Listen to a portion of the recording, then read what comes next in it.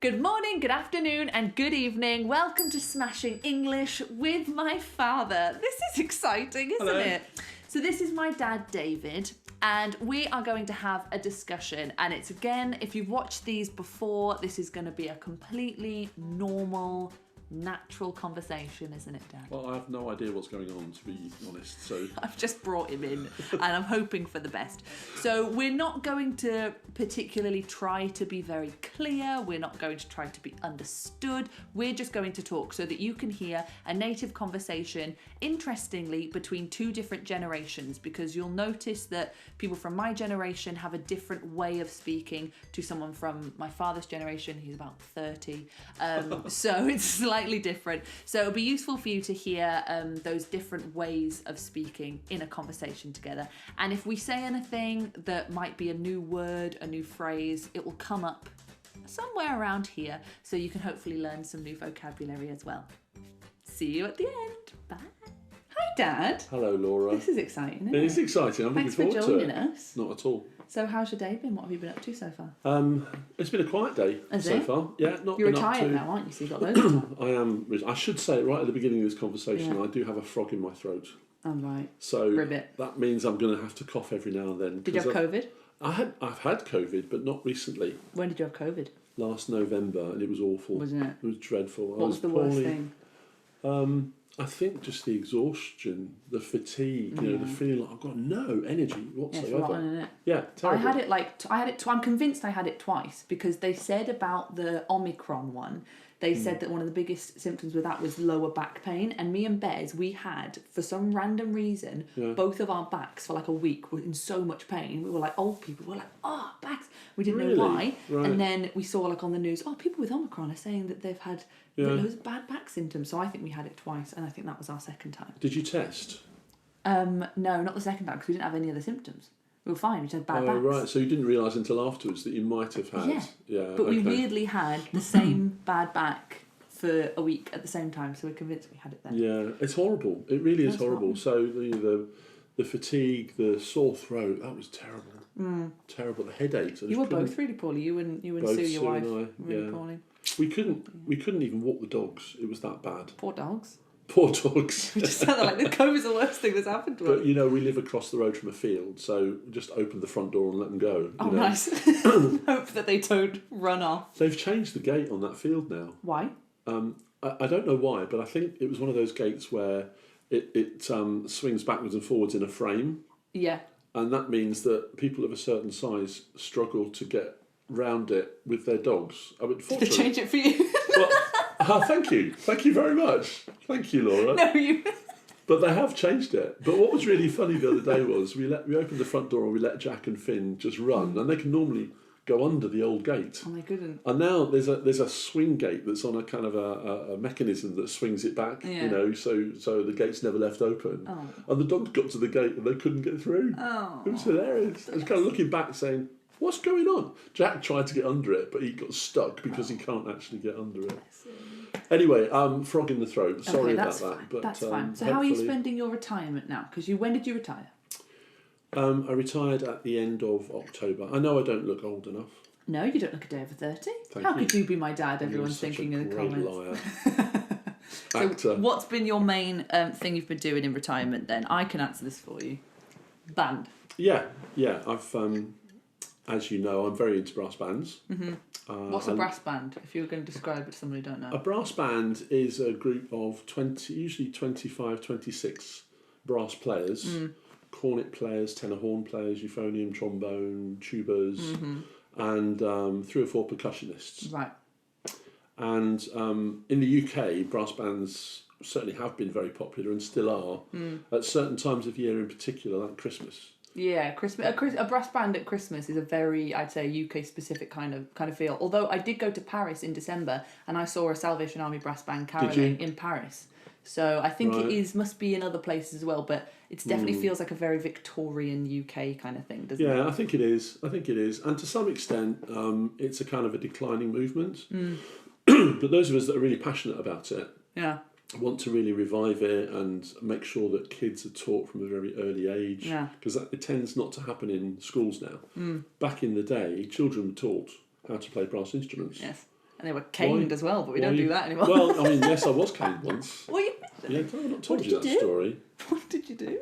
Playing your instrument too loud? No, I was running in the corridor. That's what you got caned. They were caning for everything back then. I was 8 or 9. And I went, I had to go and see the headmaster. And the thing was, the headmaster was a friend of my mum and dad's. Oh, right. And he still caned me. I thought I was going to get a soft option, right? But how rude. I know. I feel like they were caning for everything, just any excuse. Terrible. I think he enjoyed it as well, which is I should say not ideal. I should say, this is very exciting to have you on this YouTube channel because you were my first sort of like insight into video making and film editing because you and my brother used to film brass bands. You just like your whole life is a brass band focused kind of area, and you would go to different competitions and you would film the brass bands and then live edit the video that was coming up on the big screens. That's right. And then edit them into DVDs. Is that kind of what you did? So brass bands are in my blood. Mm-hmm. I think when I was 6, someone put a cornet in my hand right, and said, "Right, you're going to play that." And I had it for about 3 weeks and no one told me what to do with it. So I was kind of just messing around and pulling the valves out and pulling the slides out and trying to make a noise on it. And then someone took pity on me, I think because my mum was fed up with the sounds I was making in the bedroom. Mm-hmm. So I got a teacher. Yeah. Don't laugh. Don't laugh. It's funny.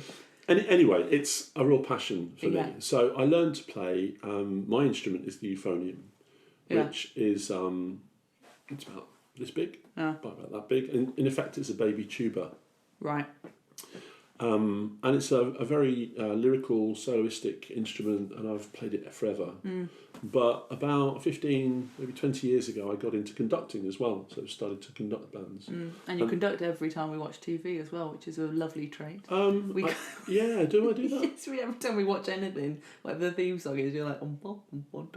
Yeah, I mean, that hand goes, because what I'm trying to do is I'm trying to figure out what the time signatures are. You're so cool. And sometimes I say to you, what's that time signature? Again, very cool. And usually, I mean, it's a real anorak thing to do, isn't it? And it's very niche. Yeah. But, I mean, those skills could be applied not just brass bands, but to orchestras and other... You're really selling it as quite... other musical... Anyway, that's what I... So, at the moment, I'm conducting 2 bands. Yeah. We're right in the middle of preparation for contest season, because brass bands compete with each other. Again, very cool. In different areas. Yeah. And it's very... competition is very fierce. I'm picturing it like West Side Story, you know, when the two come up and they're like having a tussle. That's what I picture the band. It's not quite like that, because as soon as we've competed, then everyone ends up in the bar anyway, right? And we're all friends. What happens in the band stays in the band. Yeah, I mean, the analogy I would use is it's like football. You know, you have your different leagues of standard of brass bands. You have your championship, and you have your first section through to your fourth section. You have some bands that just like to do, you know, community work. You know, garden fetes, supporting the local community, and they don't contest at all, which I think is quite lovely in its own way. But you love bands so much that you even filmed them, which is where I saw you. So my earliest memories of you and Alex, my brother, were like you with massive, huge cameras, like going off to random places in the UK and sometimes abroad as well. Like you'd go random places filming things, and then you would have these big... I remember once actually Alex, because he got quite into filming and editing and everything. One time he went, Laura, because he was typical big brother, and he'd be like, Laura, come here. And it would either be he'd have done something interesting with video or audio. One time he made me and my other brother Tom. He made us sit in his office chair. He turned all the lights off. He put headphones on our ears, turned it pitch black, and played the most distressing like audio compilation of scary noises just to scare us. And it would be like. Like just really scary noises just to scare us. How old were you? Oh, about 7. And then the other time he went, Laura, come to the garage, and he'd put a green screen. No, didn't he paint one of the walls green or did he have a green screen? It wasn't green. I think it might have been blue. But yeah, he did do something so he could do his filming. A blue or green screen in the garage, and he went, just stand there and do something funny. That's right. And then he showed me the thing, and it was me at like a football stadium or something. Yeah. And that's now what I do all the time with my videos with a green screen. I've always had an interest in that. Brass bands aside, I've always had an interest in technology. So I'm an engineer by original trade. And anything that is, wires and resistors and transistors and printed circuit boards just fascinated me. So I got into this. It's many years ago now. But a good friend of mine is very, very well connected with the brass band movement, and he sells all sorts of brass band merchandise, CDs, Very DVDs. Cool. If anyone's looking to buy some brass band merch. I know a man. I know a man that can. Oh, God, anyway, he said to me one day, why don't you come along to this contest and why don't you bring a couple of video cameras and just, shoot some sequences that we can use for promotional material. So I did that and it just grew and it grew and it grew and it grew to the point where there was one occasion where my little company was filming at the Albert Hall, a live concert, brass band concert. Royal Albert Hall, as it's called. Royal Albert Hall in London. And we had 6 cameramen who were generally people that we knew, that were players in brass bands. Like my cousin and stuff. Yeah, that kind of stuff. One of the cameramen went sick on the day. Oh no! So your mum and your brother were travelling down because we were there early in the day to get everything set up. But they were travelling separately, and I called Alex, who was 12. He did it when he was 12. I said, look, Alex. This is child labour. I know. He did get paid for it. I bet he did. So I phoned him and said, look, I'm down a cameraman. Can you do it? Would you be happy to do it? I bet he said yes. He said, yeah. We have a motto in our family. I knew you were about to say it. Our motto in our family is, how hard can it be? And I think that's carried us through a lot. And I can imagine Alex going, yeah, how hard can it be? How hard can it be? What do I do? I said, well, you point a camera, you focus it, you listen to instructions, which I know you won't be very good at. Yeah. You have to listen to instructions. You'll have a headset on. And he was like, oh, yeah, great. I mean, 12-year-olds these days tend to not get too excited or overawed about anything. Do they? Really? Sweet, yeah. But well, my 3 didn't. Right? Oh yeah, it's cool. Yeah, whatever. How hard can it be? So yeah, he said, yeah, I'll do that, no problem. So yeah, 12 years of age. Fair play And to not him, only was he recording for the DVD product that we were going to produce, but his camera was up on the big screen at the Royal Albert Hall as well. Now I don't know what the capacity is of the Royal Albert Hall. I think it's something like 4,500, and this was a big event. I mean, only brass band people were there. People that are really kind of aficionados and people that are really interested in the movement. But nevertheless, it's 4,500 people there. Yeah. So if he judded the camera, like tripped, sneezed. Imagine sneezing. What, we had a cameraman that fainted once. No. Yeah. While he was filming it. Yeah, he was up. Did the shot go like that? Yeah, it did. Fortunately, it wasn't live. It's because you were making him do child labour. I bet it was like an 8-year-old who hadn't eaten. What we tried to do was because obviously post-production is a time-consuming exercise. Yeah. So you would have a video controller and say 6 camera guys, headset on, and you would be reading the score, which is basically the manuscript of the music. So you would know where the next soloist was going to appear. Yeah. And then you would issue an instruction that says, camera 4, flugelhorn. Yeah, so you've got to know your brass if you're doing it. So you've got to know your way around a brass band. Because if you don't know what a flugelhorn is, you'd be... And you see that on television all the time. You see... Yeah. I mean, not every production, because many producers are very musically savvy, but some of the budget productions, you've got maybe a soloist over here, let's say a trombone soloist, but the camera is focusing on the cornets who are resting, and that's awful. I mean, it's not a good experience. Yeah. You want to see the guys doing the fun stuff. If you want to see the action. Yeah. Now, so interesting, you've said the word brass a lot. Now, that's interesting, because you don't say brass, do you? No, I say brass. You say brass and I say brass. But you're my dad, so there should be some kind of connection there. So where's this accent from? Well, what would you say that your accent is? Where's it come from? It's very hybrid. I was born in Scotland, but I didn't stay there for very long. Yeah, I don't think you can hear like any Scottish in when you... Oh, no. No, not unless you do that. unless I put it on. But my mum and dad, my dad's job meant that he was travelling around the country a lot. We were moving to different homes every 2 or 3 years, just as a product of his job. So I just tagged along. Yeah, of course. You had not much choice at that age. Not much choice. I lived in Yorkshire. I lived in Cumbria. I lived in the northeast of England. I lived in Birmingham. Yeah, no, great. That's where I came in. That's where you came in. No, you were in Birmingham a bit before you came back to Birmingham, weren't you? So I studied in Birmingham. That's right. And then you came back to Birmingham in 1997-ish. Yeah. Because that's when I was born. Spot on, yeah. Because you spent a lot of time in London before that. You were a bump when Yes. we moved to Birmingham. So I'm the only Brummie But you... in the family. It's just me.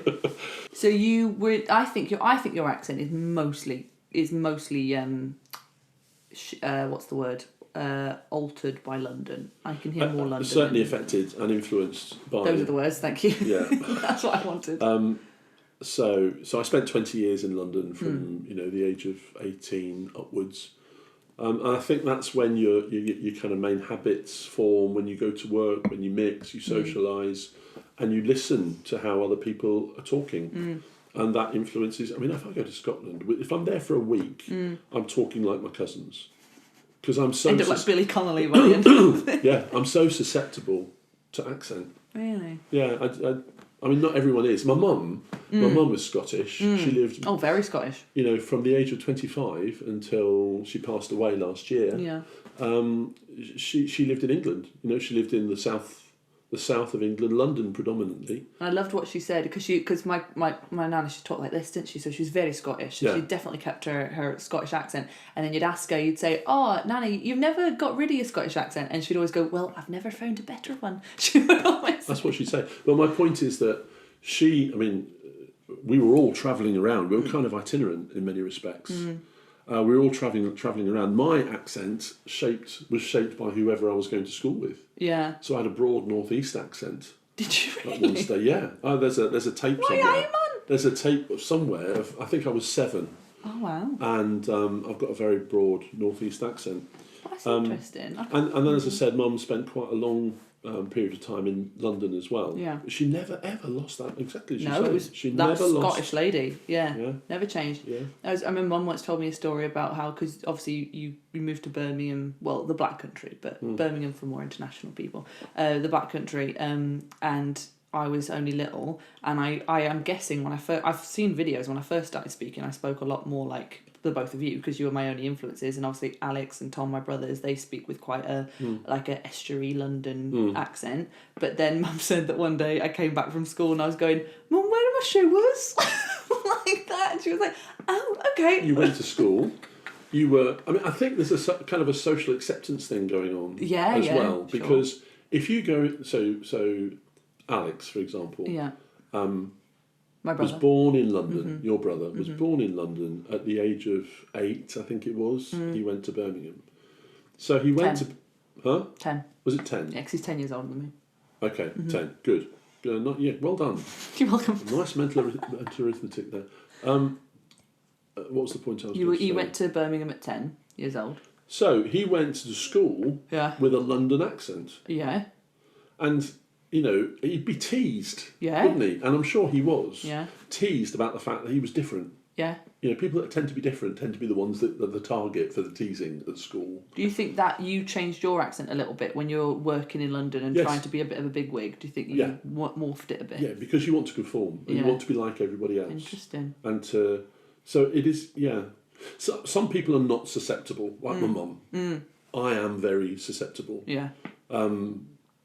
But I have to be living in a place for quite some time for that to happen. Like in Scotland, because it's my birthplace, and all my family speak that way, I can slip into it easily. Yeah. I suspect if I went to live and work in Liverpool, that would be a Ringo harder. Starr. Yeah. That'd be harder. Well, you say this, but you spent a lot of time working in Germany. How's your German? Ein Weissbier bitte. Bless you. Yeah. Eine Tuna bitte. What does that mean? Is that, can I have a beer? It's I'd like a Weissbier, please. Right. And any other useful German you picked up? I just gave you one. That's very useful. Eine Tuna bitte. Yeah. Which is... I can't wait for the comments of that's not correct. That's completely incorrect. That's not going to have 2 beers at all. 1 bag, please. 1 bag, please. Okay. Yeah. So you go to the supermarket. Yeah. You buy your stuff. You need to know, to ask for a bag, because you have to ask for a bag and get paid for it.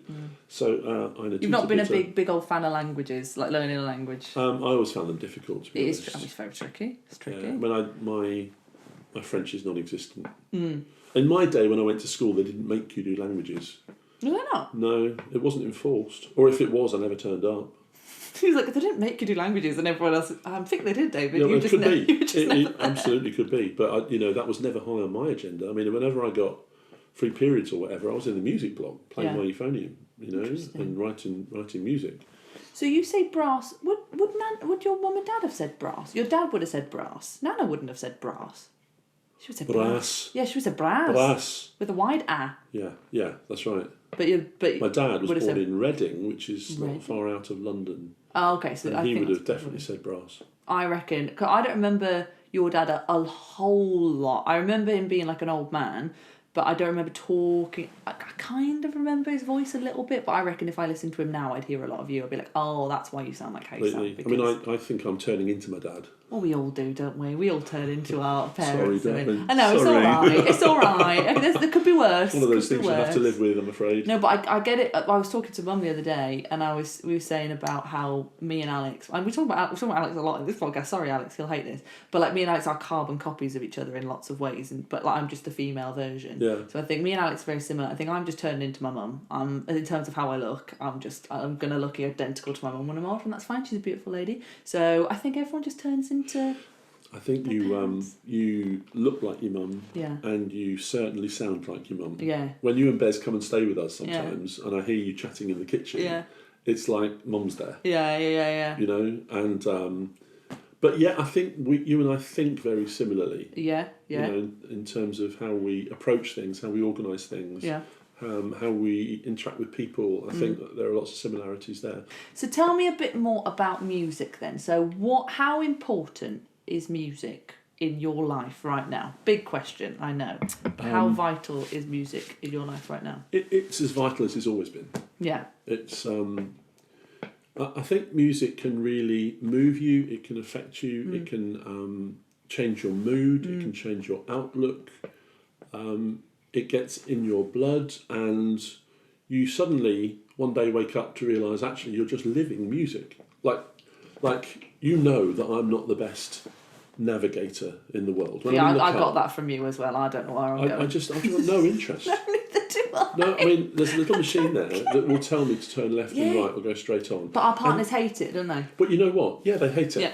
But if I take a wrong turning, then it just recalculates. So it's not in any way, shape or form in my head that it's important. No, and I think I've definitely got that from you in terms of we're very terrible at if we don't think it's going to be useful to us, we completely ignore it. So like we're very so Bez, very good, my partner Bez, very good at navigating, know when we're going. So if I'm on a walk with him, what is the point of me knowing where I'm going, because I know for a fact he's going to take me somewhere. Why both of our brains be on it when we only need one? What a waste of brain space. So, and the reason I was making that point is that I don't focus on that. Yeah. Driving the car is an automatic process that sits in my subconscious somewhere. Yeah. So what am I going to do? Yeah. I'm going to be thinking about my passion. Yeah. So I'm going to be going through music in my head. Didn't you want to at one point be in a military band? I did. Yeah, that was my ambition when I was a kid. Like a playing a. I wanted to be in the Coldstream Guards. I wanted to What's go. What's that? So it's one of the Queen's Guards bands. Oh right. The Coldstream, Her Majesty's Regimental Band of the Coldstream Guards, something like that is their full grand title. But I wanted to play euphonium in one of those bands, particularly that one, because I like the uniforms. But then you got into TV engineering, is that it? What happened was that my mum said that she was very happy for me to go and be a military musician. Yeah. But she felt I should learn a trade first. It's good to have a trade. It is good. So I didn't go to uni. No. I wasn't academic at all. Were you not? No. Which is interesting because you're very clever. I'd say you're a very intelligent person, but not. But I think that's the same with me. I think I'm quite intelligent, but not with like numbers. You're and very stuff. intelligent. Or like, I don't like when there's an exam or something and they say here's a question and there's one correct answer. Yeah. Find that one correct answer. I hated that. Whereas when it was like an English essay and it would say explain how the writer shows sadness in this, you could say anything you want as long as you could sell it, and then they'd be like, yeah, very good, well done. So I much preferred things like that. I think you're like me in that if something fires up your imagination, you really go for it. Yeah. If it captures your attention and your interest and Yeah. you become passionate about it, Like, my passions are music. Yeah. Probably got that impression. I'm also passionate about technology, which is probably why I ended up in the technology business. Yeah. My family. Yeah. You know, and my cars. Oh yeah, the cars. The cars. You locked me in a car once. I didn't do it intentionally. No, you did. We were driving to church one day on a Sunday, and you'd had a new BMW, and as you always did, you always had a BMW, and then you had me in the back seat because you were driving me, and then you went, right, okay, we're at church. Close the door, off we go to church, and it self-locked, and I was in the car. It was an unusual set of circumstances because it was a new car, and it was a self-locking car, and I hadn't had one of those before. So I was in the back like, he's gone without me. We normally all travelled to church at the same time, didn't we? But on this occasion, it was just you and I, and you were in the child seat in the back. And so I forgot you were there. Yeah. I forgot you. So I got out of the car, walked away, car locked. Yeah. And apparently, you were knocking on the window. I was like, saying, excuse me. Dad. So someone else that was going to church, who happened to be a magistrate, came into the church and said, David, are you aware you've locked your daughter in the car? It had to be a magistrate, didn't it? But no, with your cars, I'm very used to the idea now that when I visit you, I've got no idea what car is going to be on the drive. Well, all of that's come to an end now because you're done. Retirement means different habits are really being reined in now. No more fancy cars. Yeah, I mean, we used to change our car in some cases every year. It's shocking. It's really bad. Ridiculous. Do you remember one time you got a new one and it was sat on the drive and you'd just driven it home, and then I went upstairs and I put on Top Gear and Jeremy Clarkson was on Top Gear slating that car. It was a BMW X3. And he was going, this is the worst car I've ever driven from BMW. And he also said, why would you buy an X3 when you've got the X5? You just bought it. And I just bought the X3 and it sat on the drive. That was really funny. And I remember my whole family, you coming down the stairs to say, put Clarkson on, put it on, and he's berating. And then I met Jeremy Clarkson later on. You did? What a full circle moment. Absolutely. Isn't that funny? Yes, he's not been... Have you been on telly before? Have I been on TV? Yes. Yeah, a few times. Doing what? Playing my euphonium, mostly. Yeah. I was on the Generation game. What's that? Okay. Is that old game show? It's a game show. Were you on the Generation game? I was on the Generation game. Playing, yeah. So the Generation game, for the benefit of your listeners, is a programme where contestants have to do things. So they have to do things that really only professionals can do. It's really hard, isn't it? It is hard. So the episode. So for example, I'm trying to think of a great example. Let's use the example I was in. Yeah. Okay. So the church that we were in. Yeah. People used to play tambourines. Yes. And not just rattling them around. Proper routines. Proper routines, very strict, and they were all these routines. Everyone would do the same thing. Yeah. Okay. And there'd be lots of movement, playing tambourines, but it was very strict discipline. Okay, so I went with about 8 girls and about 12 guys to play in the band. Not only guys, there were some girls in the band as well, but there tended not to be any guys playing the timbrels for reasons that are beyond me. It was a dance. It was like a dance group, wasn't it? Group, yeah. So anyway, we went to the studio and they started filming, and then the girls did the timbrel routine, and then they went it backstage, and then the people that were the contestants came and they picked up the tambourines, and then they were given some tuition, and then they were filmed doing the same routine. So I was in the band accompanying the timbrel. It's hilarious. Is that because you were in a London-based church, so you went around the London ones? And the studios were in London, yes. Everything's in London. I can't do London. I know you lived there for a long time. It really stresses. Does it not stress you out? You know what they say? If you're tired of London, you're tired of life. I don't like that phrase. I don't like it if you're tired. Because life isn't just like... I don't know, whatever London is. I think London's got its benefits, but I just don't... It stresses me out more than anything. I think every time I go there, I'm just worried about how much it's going to cost. I'm worried about where we're going to park. I'm worried about if the train will be there. I'm worried about how many people are there. I'm worried about if it's safe. I'm worried. I'm just always so worried. And I'm not slating anyone who lives in London. I actually love a lot of parts of London. Yeah. I love all the nice parts of it, and I think it's got lovely, great things to offer. But I get stressed out when people think that it's the only place in the UK that's worth visiting. It's certainly not the only place worth visiting. There's many, many lovely and interesting places in the UK that are worth a visit. I think you've never lived in London. No, I couldn't. And that might be well, you say that, but had you been brought up in London, it would be home. Oh, of course, yeah. For me, I love London and I love going to London, and I understand all of the concerns that you've got because any big city represents those kinds of concerns. But the older I've got, the more I prefer something a bit more mellow. I'm already there. I'm only 25. I'm like, give me a village, give me a beach, give me I like having. So I think I like going somewhere that's a bit cheaper because then you don't have to work so much. Yeah. So you've got time to appreciate things. Whereas I think everyone I know who's in London, they have to work so hard just to afford to be there. Yeah. So all those lovely benefits of being in London, you don't really get to do because you're working so much. There are some lovely parts of London, though. Oh yeah, like to visit, great. The thing about living in London, though, is just so expensive. It is. It's getting silly. It is. You're paying ridiculous money for almost, a cupboard to live in. So it wouldn't be my choice now. But circumstances and opportunity meant that it was my, that was what the lot I was given at the time. Yeah. And I really benefited from it. Learned a lot. Met some really nice people there. I think if you're a millionaire, it's a great place to live. If you're Jeff Bezos, I'm sure he'd have a lovely time living in London. Yeah. Because you can get the same as anywhere. But I think if you've got a limited budget, I would just rather have a 3-bed house for the price of a 1-bed flat in London. Do you know what I mean? I'd rather have more. Yeah, I mean, living in the suburbs is good because you've got London to tap into whenever you want. That's still expensive. It's still very expensive because that's where everyone lives. No one. Yeah, no one lives in central. And unless their job is closely linked to unless they have to be in a certain location because of their job. I saw a funny video and this guy was phoning in and they were like, "Where are you from?" He said, "Oh, I'm from central London." They were like, "No one's from central London. Where are you from? Oxford Street? Like, no one lives in central London." Unless you're living above John Lewis. Literally, people have you've got a place to be. No, I've liked it every time I've been there, and I think I like. Shows are great. Oh yeah, of course. The we used to go to a lot of shows. Fabulous. Yeah. Oh yeah.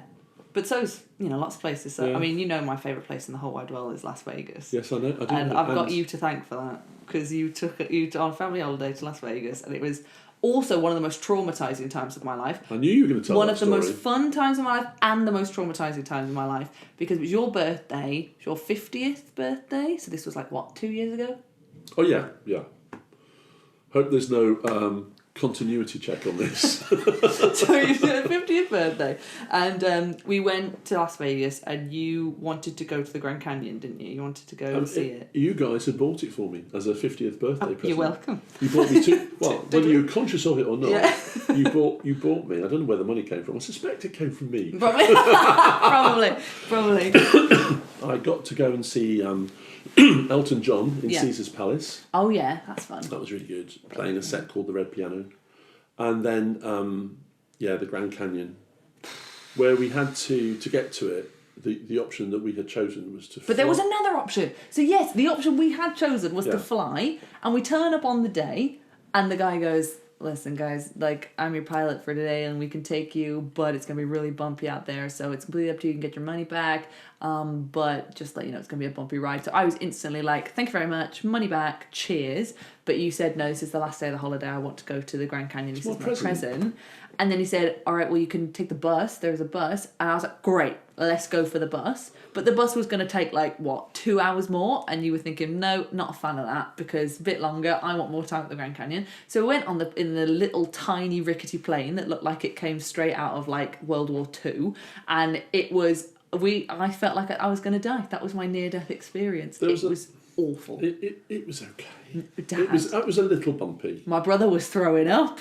I was sobbing. It was going oh, dum dum dum, bum bum bum bum, and I was like, ah! I've never cried so much. And I was like, this is it. And you look down and you just see mountains, nowhere flat to land. But what you didn't know was that the pilot. I mean, I'd said to the pilot, "Are you sure it's safe? Is it safe?"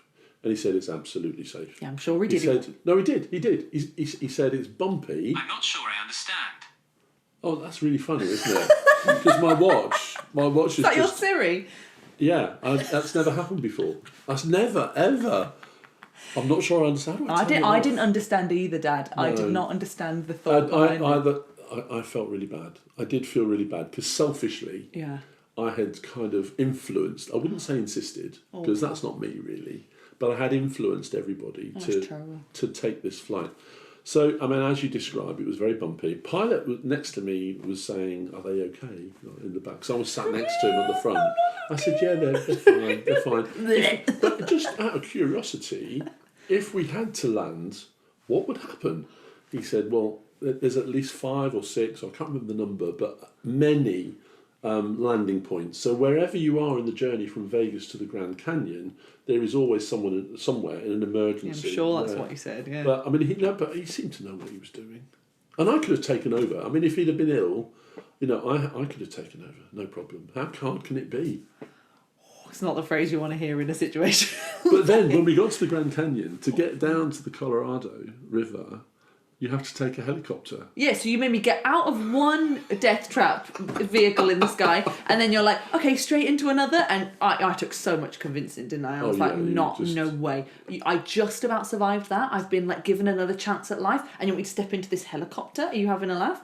Oh, awful. And then what was in my mind all the way through that trek to the Grand Canyon was, we've got to do exactly the same thing in reverse.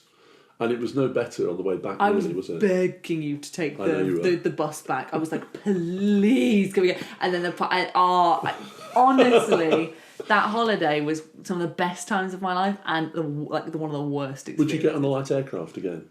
Is that what it was? Just a light aircraft, yeah. It was like an 8-seater. I would have to know that it was going to be like fine. I'd have to have the pilot saying, yeah, smooth conditions, really chill. But since then, you've flown on all sorts of aircraft. I'm getting worse, you know. Are you? Yeah, I used to be all right with flying because we were very fortunate. We used to fly quite a bit, but now because I just did some travelling for work, and I was more nervous than I have been. I don't know why. I think I'm just older and more worried as I get older because I should be better, really, you'd think, because I've done travelling but maybe when I'm a kid I didn't see all the scary videos of people dying in plane crashes, and then when you're older and you hear all that, I've flown all over the place for work over many years, and normally I've had great flights, but I can remember some that were not good. What's the worst flight you've ever been on? I was flying back from the Philippines, actually. I used to work over in the Philippines. Love it out there. Yeah. It's lovely people, lovely culture, lovely, great to be there. Flying back one time, we had bad turbulence, really bad. Our pilot tried to climb, tried to descend a bit, tried to find some cleaner air, couldn't find it anywhere. Really bad storm. And the whole plane was like buffeting for 5 hours. Journey's 10, I think. So for at least half the journey, through all the way through the night, I've spilt my drink. It was that bad. But it was the flight when I seriously thought about, am I going to get through this? Really? Yeah. I mean, I've never thought. I mean, I'm normally like you, on the plane asleep. Yeah. Even before we've taken asleep. But this one, because it was so bad, and people were not screaming exactly, but vocalising their concern about the journey. And because turbulence is like 10, 15, 20 minutes and then you're over it. But this was over 5 hours. That's awful. And I joke about the drink, but it was so bad. Yeah. And you think, a wing's going to fall off in a minute. But I mean, as I understand it, the wings are constructed in one piece. Okay. Right. So it's not like you bolt a wing onto the side of the plane. Yeah. It's in one piece. And almost the plane's built on the wing. So the wing is a very, very, very strong structure and tested to withstand far worse conditions than that. It just doesn't feel like it. When you're in those situations, it does feel like this is the worst thing. I think it's the lack of control that stresses me out a bit, because I very much like to take control of things. And if I'm just in this place, and I know that driving, being in a car, is way more dangerous. So if you're driving to the airport, that's when you should be scared. If you're going to be scared of any travel, it should be in the car. But I don't know, something about the feeling of, well, at the very least, I could jump out and there's ground. Yeah. Or I could take the wheel, so I could do something. Plan B. Exactly. Whereas in the air, I've got nothing. I can't do a thing. There's done. I'm laughing about it now, but at the time I didn't laugh about it. Halfway through all of this really excessive turbulence, that's just relentless, just would not stop. the pilot was walking down the plane. No, why? What are you doing? You should be in the front. Who's flying the plane? But he was walking through just to, calm people, reassure them it's all fine. It's a little bit uncomfortable, but it's all going to be fine. Don't worry about it. We'll get through it. Just can't find some clean air right now, but I'm sure we will in time. So don't worry. I have to have a mantra. I heard this on TikTok. You on TikTok? Oh no. No. TikTok. We have a clock. I heard this on TikTok, and it was like, you just need to remember there has never been a recorded plane crash. The plane has never crashed because of turbulence. That's never crashed a plane. Yeah. So when there was some turbulence on the way to Singapore, I was just like, planes never crashed because of turbulence. Planes never crashed. Just like repeating it to myself, like, we'll be all right. And then I saw this other analogy, and it was like someone put a toy plane in jelly, or jello, if you're American, jelly, and they said, like, when a plane is flying, it's got air pockets or something above it and below it, so it can't just fall. It's like stuck in that bit of the air. So, and they rattled the jelly, and they're like, the plane can move, but it's not gonna. It's like having ground underneath the plane. It can't just go down. So even if it wobbles, it'll stay in that area. So I have to picture the jelly and just be like. And I think that's a great way of thinking about it. Yeah. I mean, it's not turbulence is not dangerous. No, it's not. In itself, it's not dangerous, but it is very uncomfortable. Oh, it's awful. And if you're not an experienced flyer and you've not been through that before, it can really kind of freak you out. Yeah. But if you know what to expect, then you're fine. I found it well annoying. I'm sure you've never had this, because every time you were flying, it was like probably at the front. I was sat at the back or flying to all my flights, because I had to go to Singapore and the States for work. And both times I was sat at the back. And then by the time they got to me with the food, the option that I wanted was gone both times. Sad, isn't it? How sad is that? So you were like, sad. gnocchi or chicken? I don't want gnocchi. Or gnocchi, however you say it. I didn't want that. What's that? It's potato pasta. It's like lumps of potato. Oh, you wanted the chicken? Yeah, of course I did. It was like pesto chicken. That's like my favourite thing ever. And she got down to me and she was like, gnocchi? And I was like, oh, can I have the chicken? And she was like, if there was chicken, I would offer it to you. Like, she was so rude. It's not a fan. I like the experience of flying before you get there. I love the being in the airport bit. I like I'm just looking at the shops. Yeah, nice food, blah, blah. Just the taking off is my worst bit. I don't like the takeoff. I love landing. Yeah. Landing's great because I'm like nearly here. But the takeoff, and if it gets a bit bumpy, that's where I can't do it. And you've learned a lot, haven't you, since you started to fly a bit more? Like, you've learned you can only take one plastic bag. That's so annoying, that rule. It said on the thing, for security, when you go with your liquids, in your hand luggage, you've got to have your liquids. It says, make sure, if you're going to take liquids, make sure they are under 100 millilitres and in a plastic bag. A plastic bag. Does it say one plastic bag per flyer? No, didn't see it anywhere. It just said in a plastic bag. Neither does it say 100 ml in each plastic bag. No, but I didn't do that. A plastic bag. I took 2 plastic bags with 100 millilitres in each. Is it 2? But it was 2. Maybe it was 3. Yeah, I think it was 3. Okay, maybe it was 3. The version of the story I heard was it was 3. If I'd been travelling with 2 other people, there would have been no issue. So what's the problem? Well, you weren't. Yeah, but what's the problem? And it said just make sure they're in a plastic bag. Now, with English, if you say a sentence like that, it doesn't mean one in this context. It means in a plastic bag. Like if I said to you, make sure, so the 3 of you, make sure you all come in a suit. I'm not saying come in one suit. You're not sharing a suit, are you? You're wearing each a suit. But yes, I agree. But it is implied, isn't it? Put your toiletries in a plastic bag. It should say one. It should say in one plastic bag per flyer. So I had to, at Birmingham Airport, this guy went, sorry, you're only allowed 1. And I had expensive products in those bags. And they went, you can go back and check your hand luggage in as hold luggage. But which you've chosen not to do. I chosen not to do because I wanted the ease of getting off the plane when I got there, because I was travelling to Vegas and I wanted to just go to Vegas. I didn't want to wait around for a bag. And it was a long queue at the thing to check the thing in, and I'd have to go and queue again through security, and I just thought, no, I can't do that. So I had to sit there, and it was like Sophie's choice. I had to decide which products I was just going to throw away. Yeah. Oh, it was and all... 100 ml isn't very much, is it, to keep in a plastic bag? So then, as I understand it, you got through security, and then you had to go and buy all of Everything those else. products that you'd thrown away on the other side. Isn't that brutal? So they'll let me go on the plane with those products. Yes, but for not some through, reason I can't just bring my own. security. Yeah. Have you heard they're scrapping the 100ml rule? No, I hadn't heard that. They're going to scrap it in 2024 in UK airports because they've got good enough technology now that they can see what the liquid is. Okay. So they don't need it to be 100ml because they can see technology what that is. You know, the rate of development of technology is just exponential now. It's all Star Trek, isn't it? Well, I mean, I am a Trekkie, as you know, and I live long and prosper. I haven't done that for a while, actually. Oh, yeah, it takes a little bit out of lose practice. The muscle memory. No, I'm a Trekkie.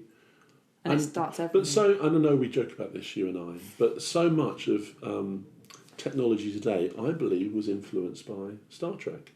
Like, doors. Electronic doors. Star Trek invented doors. No, invented doors that go and everywhere you go, there's doors. Thank you, William Shatner. iPads. They were there on Star Trek. Mobile phones. They were there. Communicators were there on Star Trek. There's just so much richness in Star Trek, and it shaped the world and continues to shape the world. I've never seen a single episode. Have you not? You just don't know what you're missing. Well, have you watched your Columbo DVDs yet? I have started. Have you? Yes, I'm a Columbo fan. And you've got some Columbo DVDs. Love Columbo. I love the way he plays the idiot. You know, and he disarms everybody because they think, oh, he's never gonna find out that I committed the murder. Yeah, he's not gonna. How's he gonna know? And then, I think it's every episode. There's about 70 odd. You know, every episode you see the murder committed. Yeah. So the viewer knows how it was done. Yeah. Okay, and then you see the murderer cover their tracks. Yeah. And then as the program unfolds, you can see how Columbo sniffs out the clues, how he notices things that no one else notices. And then, you know, towards the end, his kind of demeanour changes. When he's got his man or he's got his woman, then that whole demeanour changes, and then he just plays back. And then they say, yeah, but, you know, that's a great theory, but you can never prove it. So you stay awake for Columbo episodes, then, do you? Yeah, there's one episode, yes, I do. Because everything else we watch with you, you're like...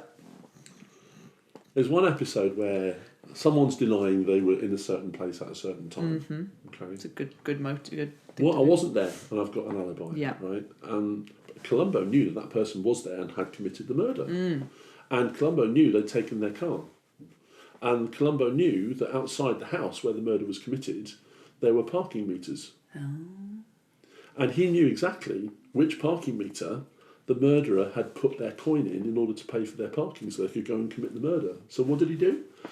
He brought the meter into the station. Classic Columbo. Okay, and they took all the coins out, yeah, and they fingerprint tested all the coins, and then found a match between the coin that the murderer put in the meter, and the person, the murderer.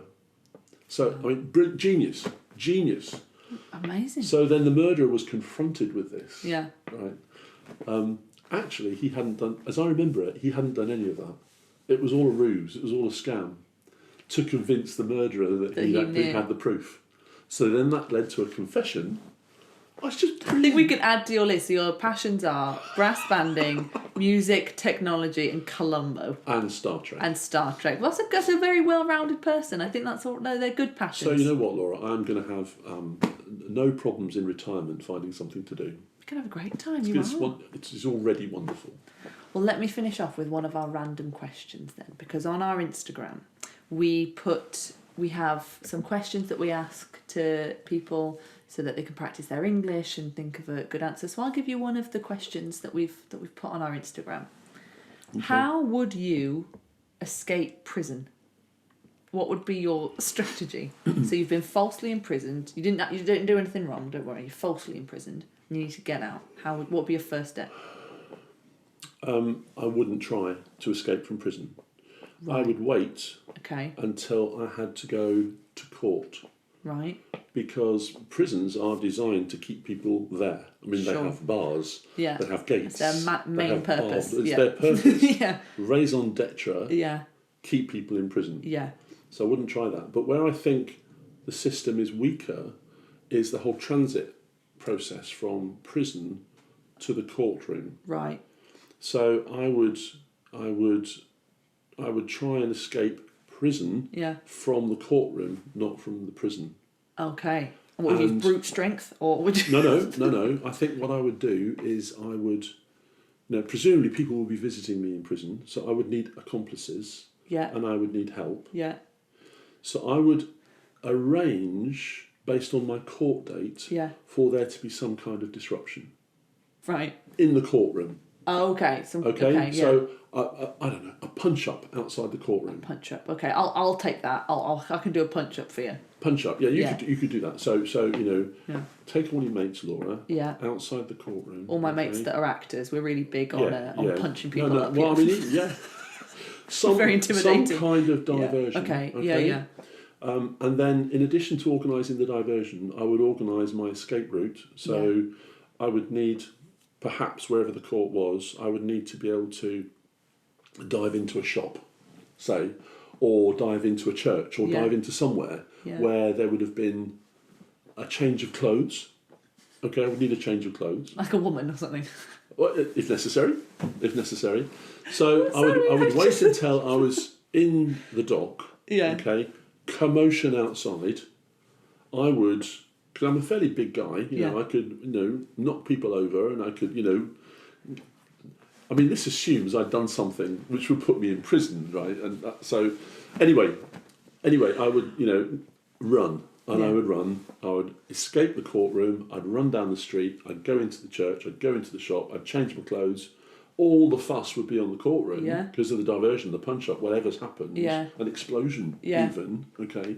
And then I would get off scot-free. I'd get off scot-free because of the planning I'd done in advance. I was expecting I've never even... I don't know how I'd accept. I feel like you've planned this. I'm slightly worried of how quickly you came up with that answer. So bam. I need a commotion. I need clothes. I need a shop. I need this. You've got this all sorted. I have got it sorted because I watched a TV programme where the same thing happened. Oh, you cheat! You cheat. I saw. I watched a film with Jim Carrey because I love Jim Carrey, so of course I watched it. And it was he escaped from prison and he did it he faked his own death. So he managed to get himself so thin, by not eating and stuff. Yeah. And then he smuggled in some kind of drug that stops your heart rate, and he made them think he was dead. And then when they put him in the morgue, he got out. Then it's too much hard work. That I know, first I'd have to cut down my eating. Boring. Right? Yeah. I mean, why do you want to do that? Why would anyone? Shawshank Redemption. Never seen that. You should. I know. Watch Yeah, Bez keeps saying I need to watch it. I know. A wonderful, wonderful film, and I'm not going to give the plot away, but. That guy has to take 20 years to manage his escape. Yeah. Whereas I could do it probably in about 3 months. True.